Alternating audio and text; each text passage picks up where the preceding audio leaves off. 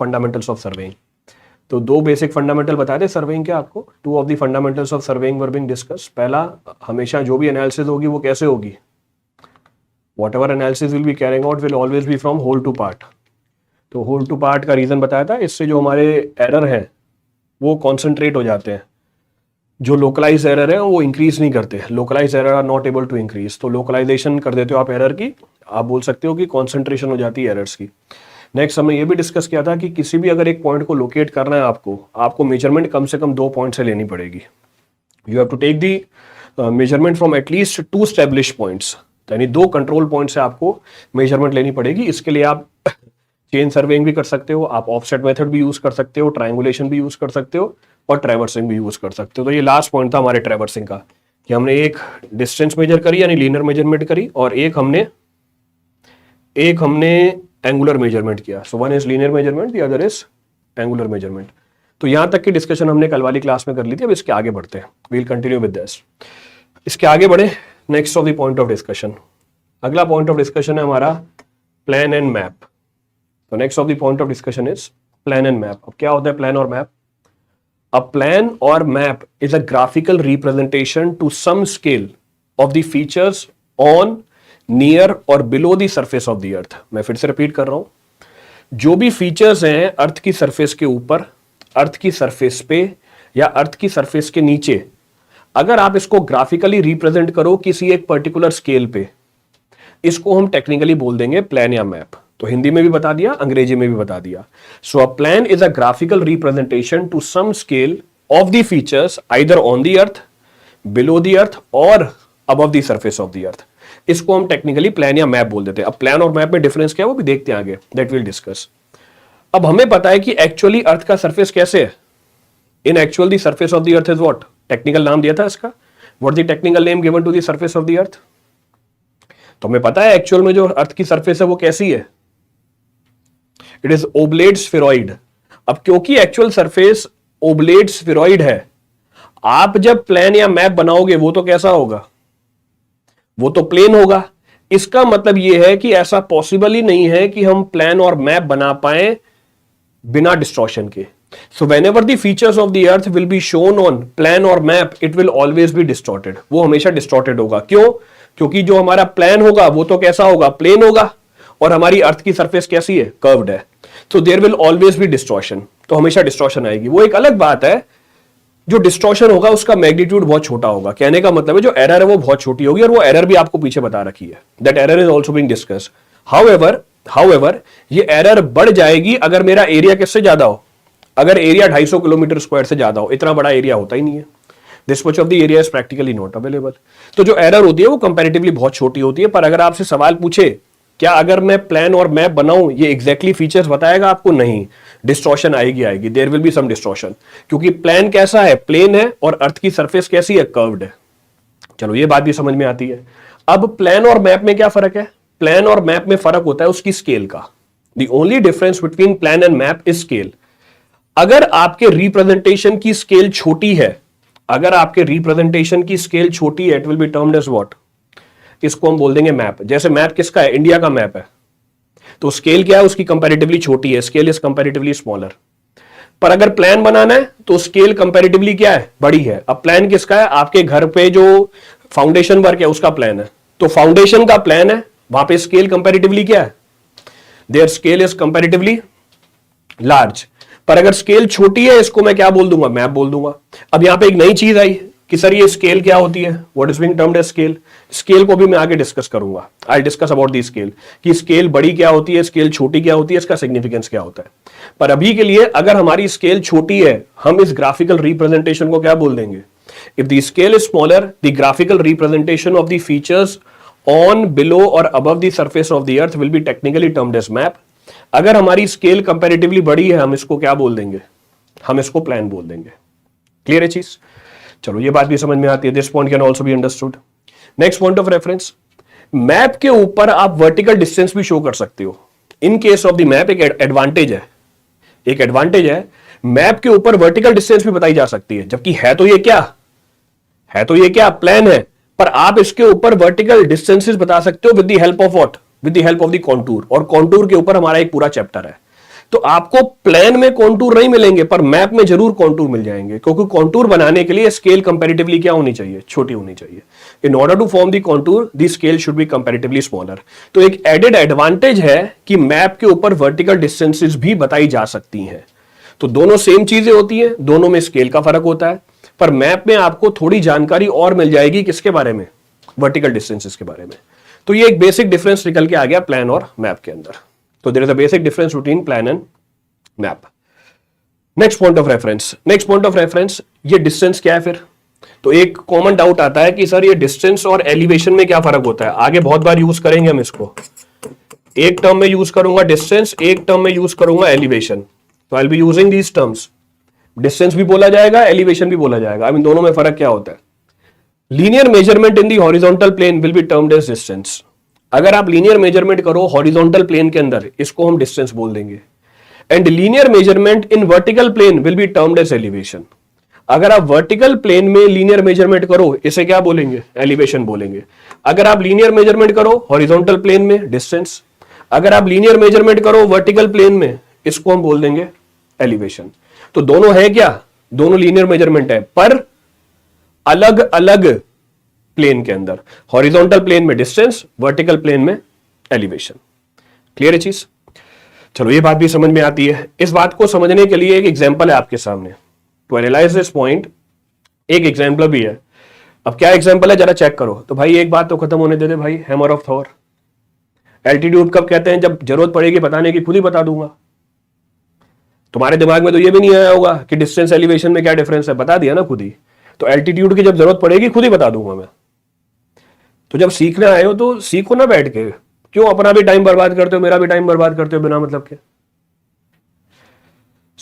हम बात कर रहे थे डिस्टेंस और एलिवेशन की। We were talking about distance and elevation. उस बात को समझने के लिए आपके सामने एक डायग्राम बना हुआ है। राइट एंगल ट्राइंगल है, तो राइट एंगल ट्राइंगल है, तीनों इसके आर्म्स की वैल्यू लिखी हुई है। कितनी वैल्यू है, लेट सपोज ये 3 मीटर मान लो, ये 4 मीटर मान लो, ये 5 मीटर मान लो। सिंपल सी कैलकुलेशन ले ली, a simple calculation is being taken. अब जरा चेक करो, डिस्टेंस की बात कर रहा हूं। डिस्टेंस क्या होता है, डिस्टेंस होता है linear measurement in the horizontal plane. तो अब मैं बात कर रहा हूं डिस्टेंसेस की। तो if I talk about P R, इसकी लीनियर मेजरमेंट करोगे अगर हॉरिजॉन्टल प्लेन में, कितनी निकल के आएगी। यहां पर जो पी आर है, अगर मैं इसकी लीनियर मेजरमेंट करूं हॉरिजॉन्टल प्लेन के अंदर, तो वैल्यू कितनी निकल के आएगी। बोर्ड पे डायग्राम बना हुआ है, diagram is there on the board. It will come out to be 4 metre. अगर मैं बात करूं क्यू आर की, if I talk about the arm Q R, अगर हम इसकी लीनियर मेजरमेंट करें हॉरिजॉन्टल प्लेन में, डिस्टेंस कितनी निकल के आएगी, distance will come out to be 0। तो क्यू आर की डिस्टेंस कितनी है, 0 है।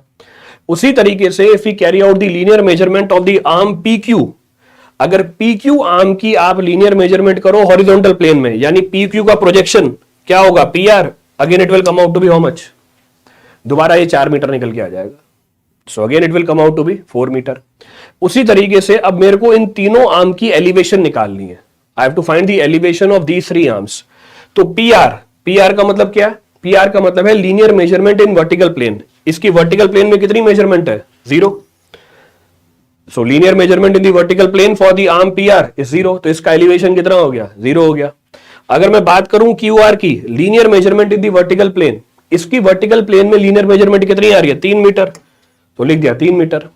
उसी तरीके से पी क्यू की linear measurement in the vertical plane कितना निकल के आएगा, वर्टिकल प्लेन में 3 मीटर निकल के आएगा।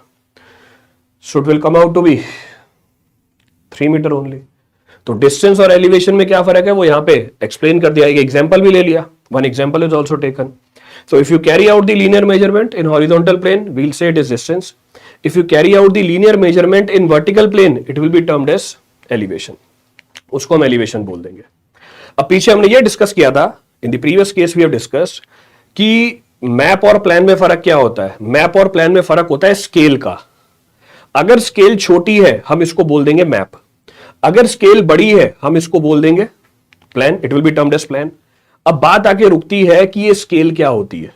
Now the point comes, what is being termed as scale. So now will be talking about different types of scale.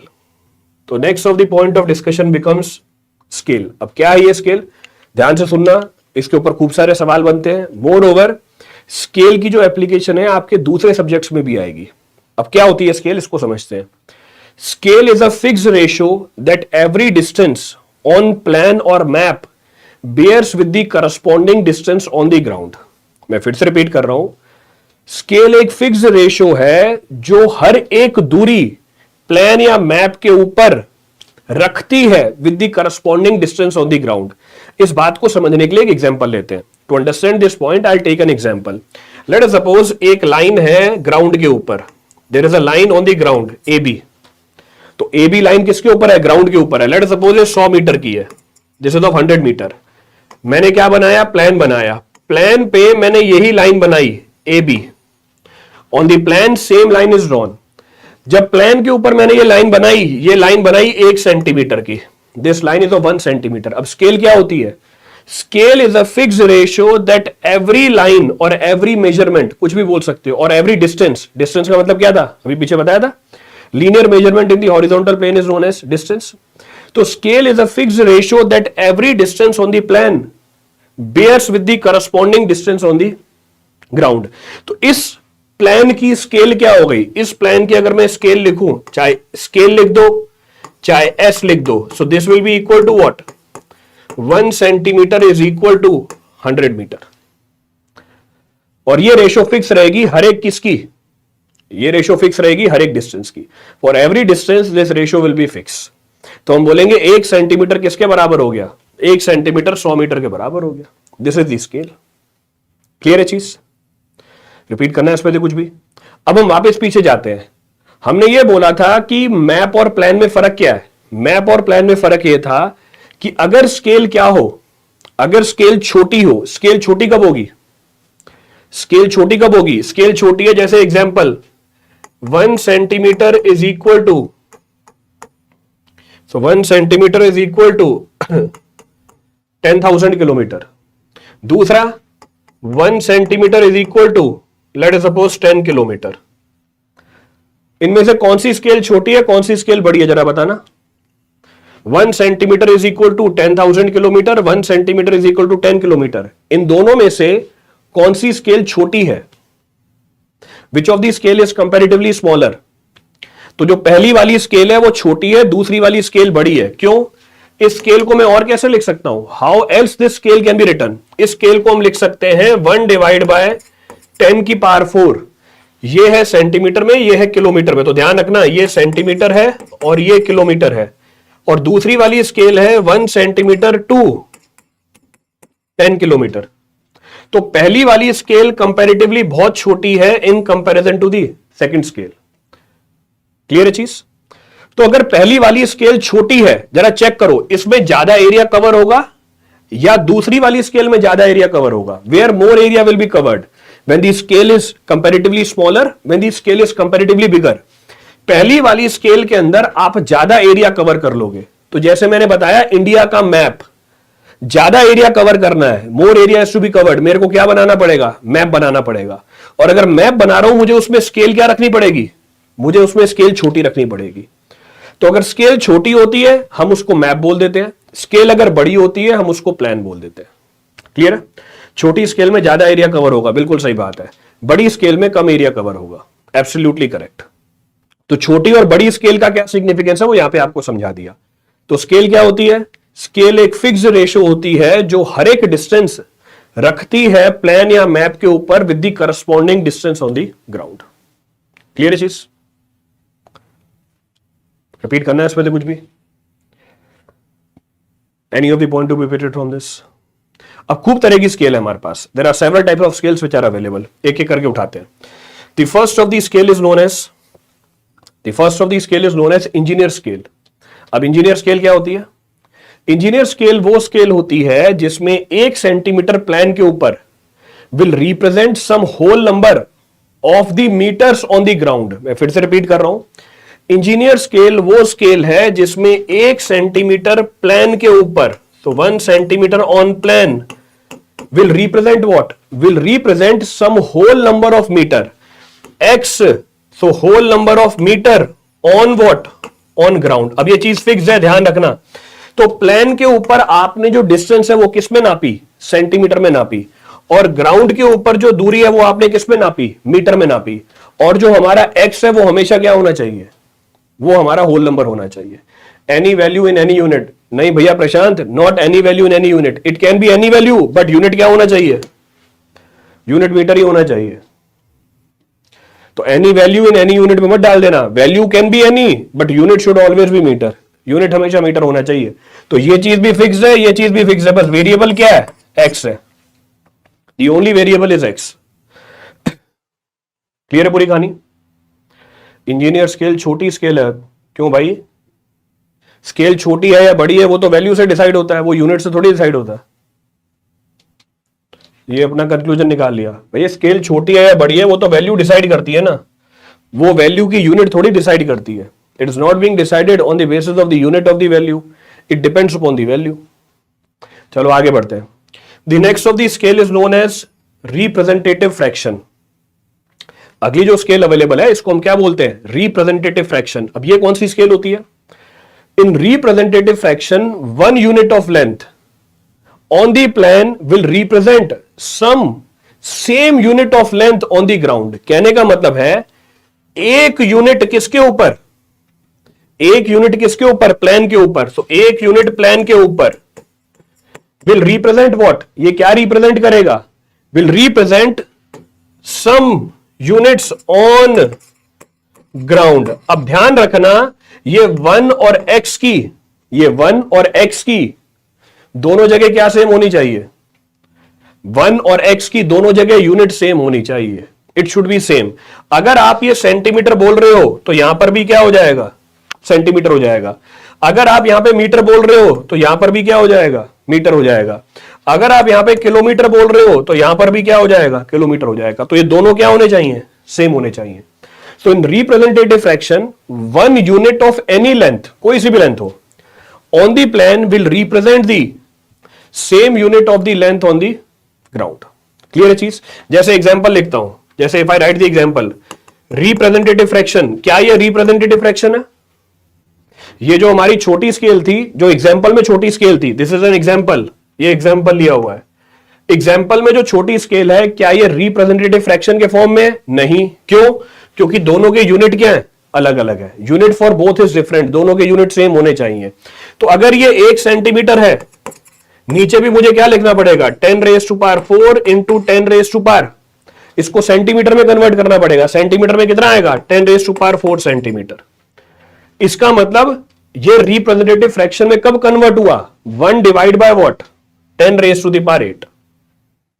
तो रिप्रेजेंटेटिव फ्रैक्शन कब बना, 1 divide by what, 10 raise to the power 8।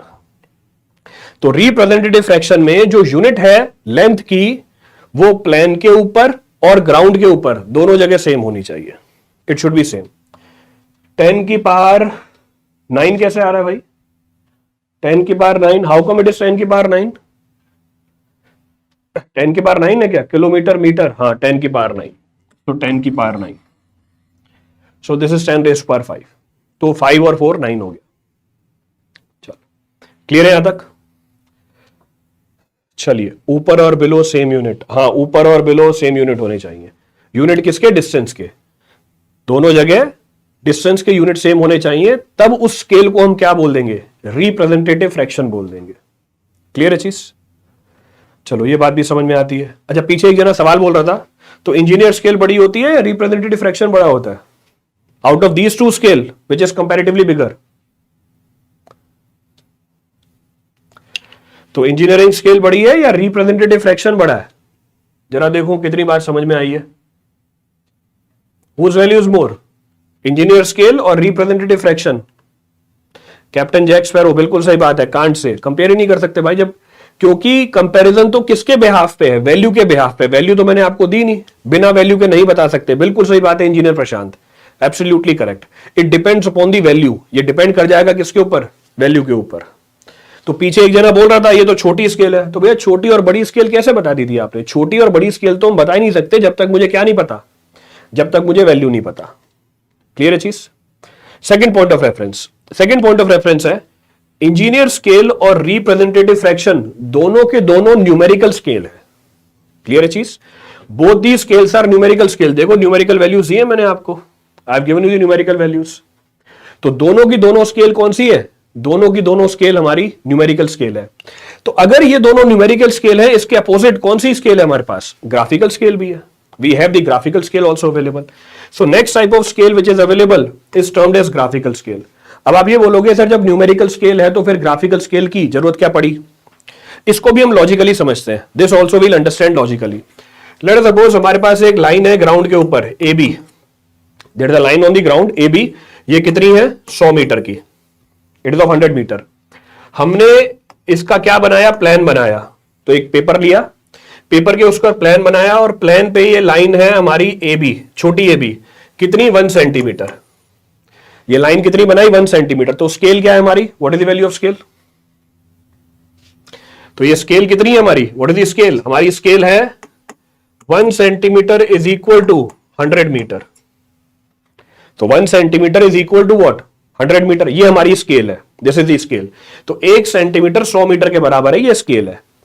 Late us suppose time के साथ, with time हमारा ये जो plan है ये श्रिंक कर जाता है।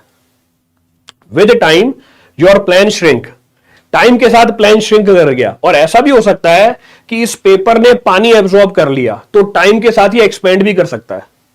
तो वो डिपेंड करेगा कि इसने मॉइस्चर लूज किया है या इसने मॉइस्चर एब्जॉर्ब किया है। तो दोनों पॉसिबिलिटी है। तो कहने का मतलब है ये लाइन बड़ी भी हो सकती है और ये लाइन छोटी भी हो सकती है। ये लाइन बड़ी भी हो सकती है और ये लाइन क्या हो सकती है? छोटी भी हो सकती है। लेट सपोज हमारा जो पेपर है वो श्रिंक कर गया, पेपर है श्रंक्ड। अब ये सिचुएशन है हमारी ए बी। अब हमारी ये सिचुएशन है ए बी, ये श्रिंक कर गई, ये श्रिंक कर गई। So this has shrunk. तो ये श्रिंक कर गई। आपने प्लान के ऊपर ये लाइन नापी। जब आपने प्लान के ऊपर ये लाइन नापी, ये निकल के आ रही है 0.8 centimetre. So it comes out to be how much? 0.8 centimetre. हमारी स्केल क्या थी? 1 centimetre is equal to 100 metre. तो अब आप बोलोगे कि ग्राउंड पे जो लाइन ए बी है उसकी एक्चुअल वैल्यू कितनी है? तो हमारा जो प्लान है वो श्रिंक कर गया, the plan has shrunk. Now A B measures 0.8 centimetre. अब अगर मैं ये पूछूं कि ग्राउंड पे जो ए बी लाइन थी उसकी दूरी इस प्लान के हिसाब से कितनी है? इस प्लान के हिसाब से हो जाएगी A B equals to 80 metre, which is incorrect, जो गलत है। इस बात का मतलब क्या है? इस बात का मतलब दिक्कत वाली बात है। क्या दिक्कत वाली बात है? कि अगर हमारा प्लान श्रिंक कर जाए, अगर हमारा प्लान एक्सपेंड कर जाए, तो आप गलत दूरी नापने लग जाओगे। किसके ऊपर? आप गलत दूरी नापने लग जाओगे फील्ड में। क्लियर है चीज? तो इस एरर से बचने के लिए हम क्या करते हैं? तो इस एरर से बचने के लिए हम क्या करते हैं? हम ग्राफिकल स्केल यूज करते हैं। तो in order to avoid this error we take the help of what? Scale को मॉडिफाई करना पड़ेगा। तो in order to modify this or in order to eliminate this error we take the help of what? We take the help of graphical scale. Computer में बना लीजिए, shrinkage नहीं होगी। तो फील्ड में जब काम करने जाओगे कंप्यूटर साथ में लेके जाओगे। तो जब फील्ड में काम करने जाओगे तो उस कंप्यूटर को साथ में लेके जाओगे। ऐसा ही होगा, कंप्यूटर साथ में लेके जाओगे, सीपीयू भी साथ में लेके जाओगे, और उसमें जो पावर चाहिए होगी वो कहां लगा के निकालोगे?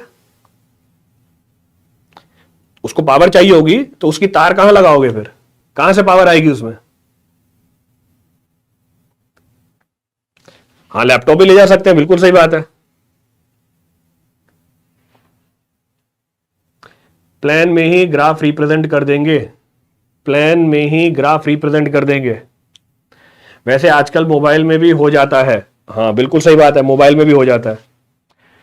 स्क्रीन पर मेजरमेंट करेंगे, हाँ स्क्रीन पे मेजरमेंट करेंगे। तो मेजरमेंट स्क्रीन पे करोगे, you will do the measurement on the screen. तो मोबाइल में मेरे को क्या करनी है? बाउंड्री लाइन बनानी है। बाउंड्री लाइन बनानी है मेरे को 3 किलोमीटर लंबी। तो मोबाइल में बैठ के नापोगे। आजकल तो मोबाइल भी आता है, तो मोबाइल में बैठ के हम नापेंगे स्केल की मदद से कि बाउंड्री लाइन कितनी बड़ी आ रही है। चलो बहुत बढ़िया।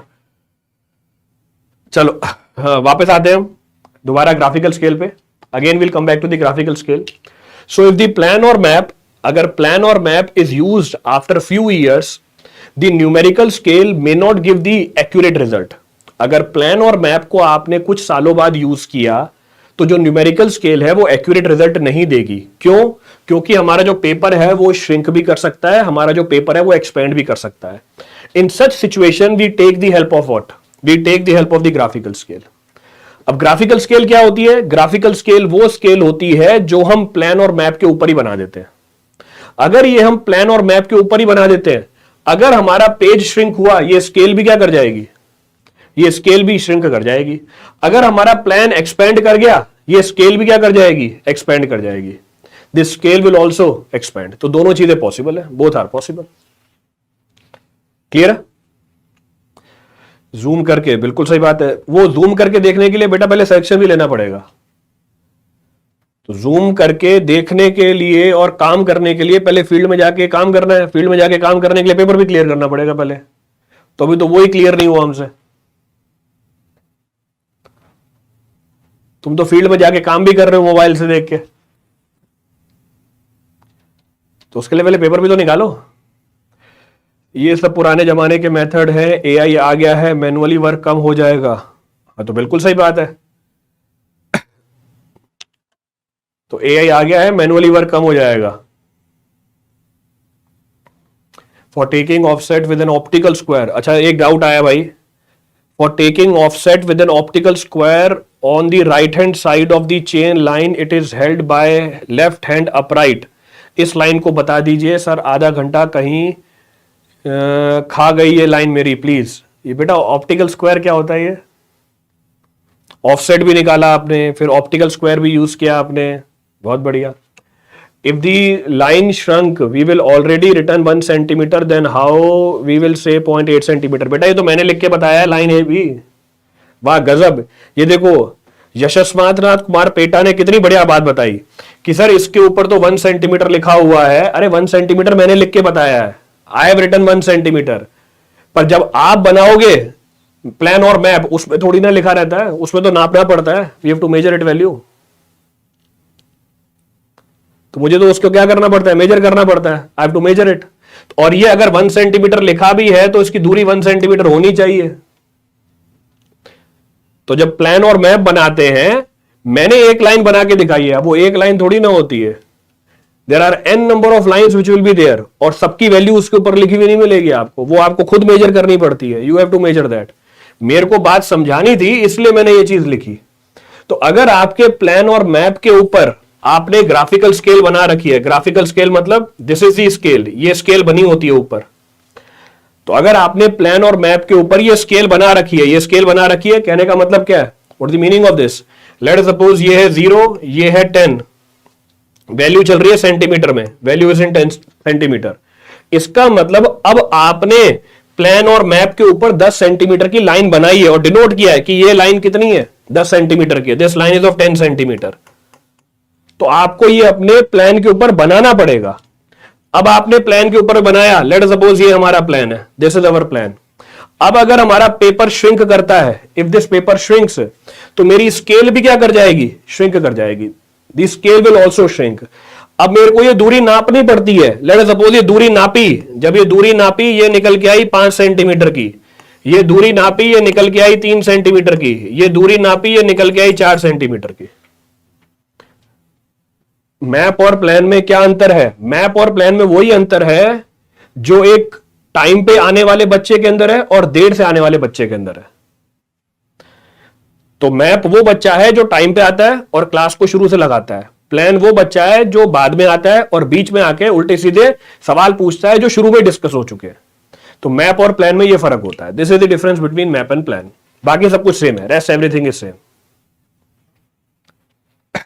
चले, चलो आगे बढ़ते हैं। So will continue. Is this course helpful for AEJE? नहीं बेटा, ये AEJE के लिए बिल्कुल हेल्पफुल नहीं है। ये मैं आपको मैसेच्यूसेट्स इंस्टीट्यूट ऑफ टेक्नोलॉजी है, वहां पर एडमिशन के लिए करा रहा हूं। तो AEJE ESE में ये वाला कोर्स आपको हेल्प नहीं करेगा, it will not help there. तो अगर आपको MIT में एडमिशन लेना है तो वहीं के लिए हेल्पफुल रहेगा, it is helpful for that only. चले आगे। हाँ, हम बात कर रहे हैं किसकी? ग्राफिकल स्केल की। We'll talk about graphical scale. So graphical scale is that scale, graphical scale वो स्केल होती है जिसको हम किसके ऊपर बना देते हैं? हमारे प्लान और मैप के ऊपर बना देते हैं। We make it on map और प्लान। अब कैसे बनाया, इस बात को समझने के लिए एग्जांपल है। ये हमारी ओरिजिनल स्केल है। Original scale x will be marked on it, x marked है इसके ऊपर। एक्स कितना है हमारा ओरिजिनल स्केल में 10 सेंटीमीटर। अब हमारा प्लान और मैप क्या कर गया, अब हमारा प्लान और मैप श्रिंक कर गया, अब हमारा प्लान और मैप श्रिंक कर गया। जब प्लान और मैप श्रिंक कर गया, अब इन दोनों के बीच की दूरी कितनी हो गई, ये ओरिजिनली 10 सेंटीमीटर है, ये अब कितना हो गया 9 सेंटीमीटर हो गया, दिस इज 9 सेंटीमीटर। तो ये चीज हमने बना रखा है, this distance is being fixed on the plan. Sir please confirm कर दीजिए, यही डाउट बना रहता है सबका कि किस किस के एग्जाम में कवर होगा। बेटा ये बताया तो है ना, ये सिर्फ MIT के एग्जाम के लिए है। AE के लिए आपको सब्सक्रिप्शन लेना पड़ेगा, AE के लिए, और ESE के लिए भी आपको प्लस का सब्सक्रिप्शन लेना पड़ेगा। वहां पे आपको ESE गेट के लिए प्लस पे पढ़ाया जाएगा और AE के लिए दूसरा सब्सक्रिप्शन है। ये जो मैं अभी बता रहा हूं ये सिर्फ MIT के लिए है। अब डाउट क्लियर है आपका? Now the doubt is clear. तो AE के लिए अलग से सब्सक्रिप्शन है और गेट ESE के लिए अलग से सब्सक्रिप्शन है। This is only for MIT, बस उसी का पेपर निकलेगा, इसके अलावा और कोई पेपर नहीं निकलेगा आपका। चलो आगे बढ़ते हैं। So will continue. So original scale x is equal to 10 centimetre, shrunk scale y is equal to 9 centimetre. Clear है यहां तक की कहानी? चलो ये बात भी समझ में आती है, this point can also be understood. अब जो मेरी ओरिजिनल स्केल थी, ओरिजिनल स्केल को मैंने रिप्रेजेंट कैसे किया? ओरिजिनल स्केल है x mm is equal to 10 metre, x mm is equal to 10 metre, और x की वैल्यू कितनी है?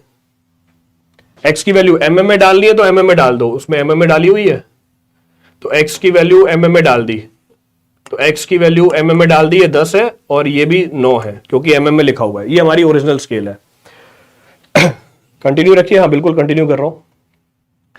गेट का सब्सक्रिप्शन इतना कॉस्टली क्यों है? बेटा स्टील का गेट है ना, इसलिए। अगर टिम्बर का होता तो सस्ता होता, क्योंकि वो गेट हम स्टील का बना रहे हैं इसलिए महंगा पड़ रहा है। प्लास्टिक का या टिम्बर का होता तो सस्ता पड़ता। चलो आगे बढ़ते हैं। So will continue. हाँ तो हम बात कर रहे थे किसकी? ओरिजिनल स्केल की। We were talking about original scale. तो ओरिजिनल स्केल कितनी है? 10 mm is equal to 10 metre. तो हमारी जो AB वैल्यू है, AB वैल्यू किसके ऊपर? AB वैल्यू हमारी AB वैल्यू प्लान के ऊपर कितनी आ रही है? 5x। जरा बताना ग्राउंड के ऊपर दूरी कितनी आएगी? ये मेरी ओरिजिनल स्केल है। ओरिजिनल स्केल पे मैंने x बता दिया आपको। ओरिजिनल स्केल है 10 mm is equal to 10 metre. हमारे प्लान के ऊपर AB इज 5x, AB हमारा 5x है। अगर AB हमारा 5x है तो इसका मतलब फील्ड में AB की दूरी कितनी होगी? It will come out to be how much? 5x मतलब 50 मीटर। सो ऑन ग्राउंड ये कितना हो जाएगा? 50 मीटर हो जाएगा। It will be 50 metre. Clear है पूरी कहानी? चलो ठीक है, this is equal to 50 metre, समझ में आती है। अब हमारी श्रंक स्केल क्या है? स्केल आपकी श्रिंक कर गई, आपको कुछ चेंज करने की जरूरत नहीं है। अब आप क्या बोलोगे? Now you will say 9 mm। अब आप बोलोगे 9 mm किसके बराबर है? 10 मीटर के बराबर है। तो अब आपका पेपर श्रिंक कर गया, आपने बोला कि 9 mm 10 मीटर के बराबर है, तो आपकी ये वाली लाइन भी क्या कर जाएगी? श्रिंक कर जाएगी। तो A' B' हो गई, पहले AB थी अब A' B' हो गई। आप जब इसको नापोगे कितना आएगा? 5y आएगा। और 5y कितना बना? 5y comes out to be how much?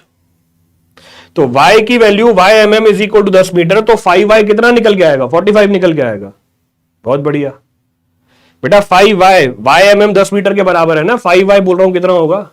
अच्छा y हमारा 10 मीटर है तो 5y कितना बनेगा? 45 बनेगा। बहुत बढ़िया। कौन कौन है? पकड़ो इनको। निरंजन, सौरभ, श्याम, अक्षय। बहुत बढ़िया बात है। विवेक एब्सोल्युटली करेक्ट। देखो मैथमेटिकल कैलकुलेशन, अगर y हमारी 10 मीटर है तो 5y is how much? 45 metre. गलत। अरे भैया y अगर 10 मीटर है तो 5y कितना हो जाएगा? 50 मीटर ही तो होगा। इसका मतलब यह है कि अगर मैंने श्रंक स्केल बनाई, अगर ये श्रंक स्केल बनाई है, मेरे को कोई भी मॉडिफिकेशन लगाने की जरूरत नहीं पड़ेगी। आप डायरेक्टली मेजरमेंट करके एक्चुअल वैल्यू निकाल सकते हो। तो ग्राफिकल स्केल का फायदा क्या होता है? ये ग्राफिकल स्केल का फायदा क्या मिला? ग्राफिकल स्केल का फायदा यह मिला कि कोई भी मॉडिफिकेशन करने की जरूरत ही नहीं पड़ी। There is no need to carry out the modification. Clear है चीज? रिपीट करना है इसमें से कुछ भी? Any of the point to be referred from this for anyone? हाँ, कोई मॉडिफिकेशन नहीं करनी पड़ी। पर अगर आप ये ग्राफिकल स्केल नहीं बनाते तो आपको मॉडिफिकेशन करनी पड़ जाती। जैसे एग्जांपल, मैं ये नहीं बनाता, if this would have been not drawn, अगर मैं ये नहीं बनाता, अब जरा चेक करते हैं हमारे पेपर के ऊपर ओरिजिनली ये कितना दिखता, हमारे पेपर के ऊपर ये ओरिजिनली कितनी होती, हमारे पेपर के ऊपर ये ओरिजिनली कितनी होती, 5x है, 5x कितना बना, what is the value of 5x, हमारे पेपर के ऊपर ये कितना दिखता आपको, हमारे पेपर के ऊपर ये दिखता 50 mm। तो अगर मैं इसकी ओरिजिनल प्लान पकड़ता, बेटा पेपर के ऊपर निक, पेपर के ऊपर कितना दिखता 50 mm, तो x mm लिखा हुआ है, x की वैल्यू है 10 और 5 इंटू 10 50 mm, तो आपको पेपर के ऊपर दिखता 50 mm। आपने ग्राफिकल स्केल नहीं बनाई, जब आप ग्राफिकल स्केल नहीं बनाओगे और ये श्रिंक कर गया, श्रिंक करने के बाद आपको ये कितना दिखेगा, श्रिंक करने के बाद आपको ये कितना दिखेगा, मैंने श्रिंकेज बता रखी थी पहले आपको, श्रिंकेज कितनी हुई है, तो जो 10 mm वाली लाइन है वो श्रिंक होके 9 mm की हो गई, तो 50 mm वाली लाइन है ये श्रिंक होके कितनी हो जाएगी, ये हो जाएगी 45 mm, तो इट विल बिकम 45 mm। अब अगर आप श्रंक स्केल यूज नहीं करते, आप ए बी को ग्राउंड के ऊपर कितना बता देते, आप तो ये वाली स्केल यूज करते, आप स्केल यूज करते हैं कि 10 mm इज इक्वल टू 10 मीटर, 45 mm is equal to how much, 45 metre. आप ए बी की दूरी कितनी बता देते ग्राउंड पे, आप ग्राउंड पे ए बी की दूरी बता देते 45 मीटर। पर जब मैंने श्रंक स्केल बना रखी थी, हमने एग्जैक्ट वैल्यू बताई 50 मीटर की, तो ये एडवांटेज होता है श्रंक स्केल का। श्रंक और ग्राफिकल स्केल सेम चीज है भाई, अलग अलग चीज है। श्रंक स्केल का मतलब यह है कि आपकी स्केल श्रंक हो गई है। बहुत बढ़िया, ये हर्षुल को भी यही डाउट है, अरे भाई श्रंक स्केल क्या है।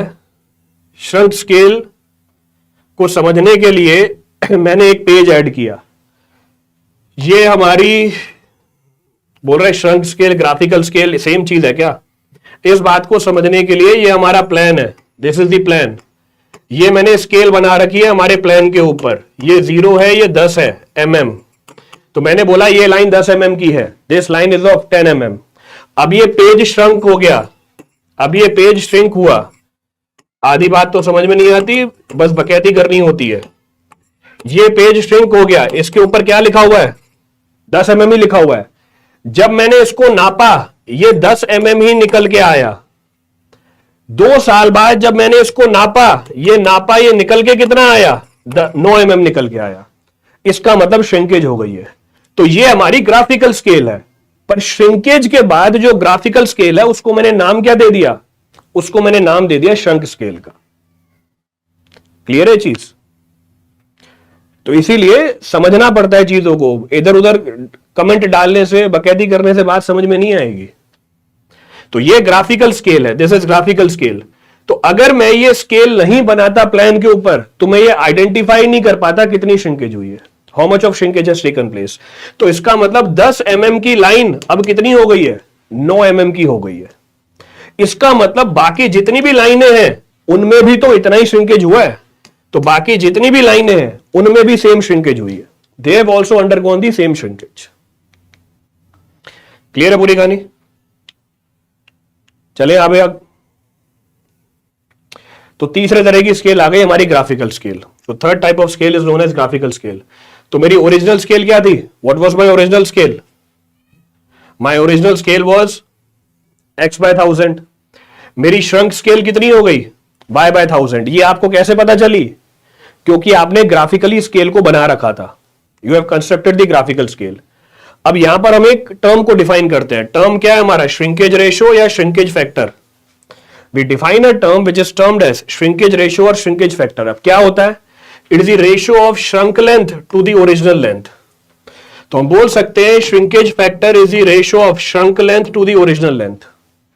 तो shrunk length to the original length is known as what, इसको हम टेक्निकली बोल देते हैं श्रंक रेशियो या श्रंक फैक्टर। दोनों का मतलब सेम है, both have one and the same thing. तो अगर मुझे श्रंक फैक्टर निकालना है, shrunk length to the original length, this will be equal to what, this will be equal to y/x। ये y/x के बराबर आ गई। y/x, y क्या थी हमारी, y थी हमारी श्रंक स्केल और x क्या है हमारी original scale. So this is original scale, सही है। सो दिस इज ओरिजिनल स्केल। तो एक है हमारी श्रंक स्केल और एक है हमारी ओरिजिनल स्केल। क्लियर है? तो पिछले वाले एग्जाम्पल में श्रंक लेंथ 9/10, बिल्कुल सही बात है। इन the previous example our shrunk factor will become 9/10, shrunk factor हमारा 9/10 हो जाता। तो जो श्रंक फैक्टर है वो रेशो है shrunk length to the original length, shrunk scale to the original scale. Clear है पूरी कहानी? रिपीट करना है इसमें से कुछ भी? अब मैं आपको पीडीएफ कहां मिलेगा बेटा? ये पीडीएफ मैं खुद देने आता हूं घर पे। तो इस जो आपका वीडियो चल रहा है नीचे डिस्क्रिप्शन बॉक्स है, डिस्क्रिप्शन बॉक्स में आप अपना एड्रेस डालना, मैं आपको खुद डिलीवर करने आऊंगा घर पे। तो नीचे एक लिंक दिया हुआ है, उसमें फॉर्म है, उस फॉर्म में अपना एड्रेस भर देना आप।